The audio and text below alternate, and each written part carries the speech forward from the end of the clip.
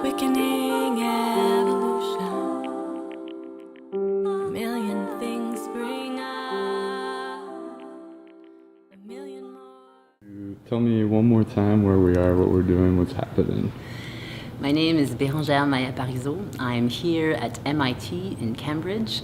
I came here with my amazing videographer, Reed Rickert. We're here to interview Professor Noam Chomsky. We are going to be interviewing him on the environmental crisis, the global environmental crisis, and the Keystone Pipeline. So it's a great honor to be here to meet with one of the most compassionate and intelligent men of this century.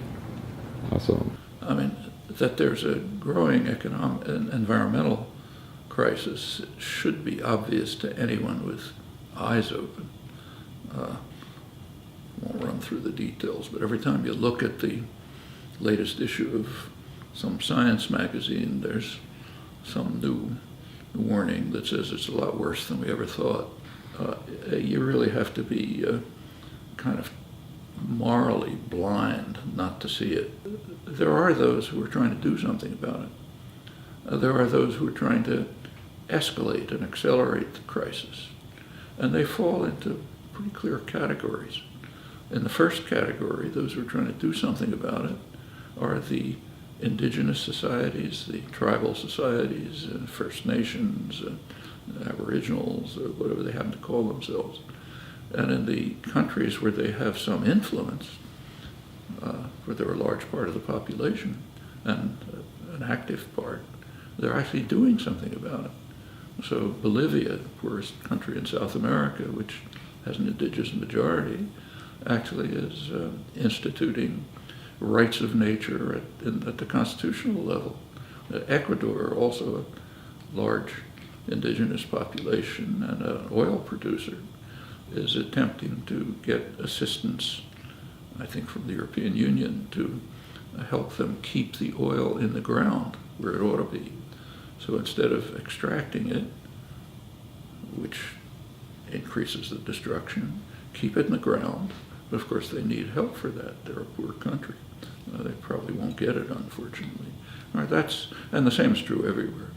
Australia, Aboriginal people are trying to prevent the uranium and other mining. In India, half the country is aflame with indigenous, so-called tribal people. Adivasi is trying to defend their forests from mining exploitation. I mean, I've myself been involved in southern Colombia, where gold mining, some of the worst mining that there is, most destructive, is attacking poor communities that will destroy their water resources and their lives and so on. You take a look at this contrast, and in fact the idea of granting Mother Nature rights is just ridiculed in the West. How can they be that primitive and silly?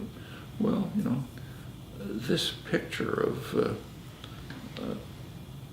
the poorest, so-called least educated, primitive, whatever negative word you want, people leading the struggle to save the planet, the world from disaster.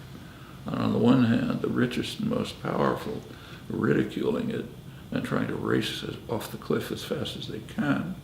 It's quite a sight, actually.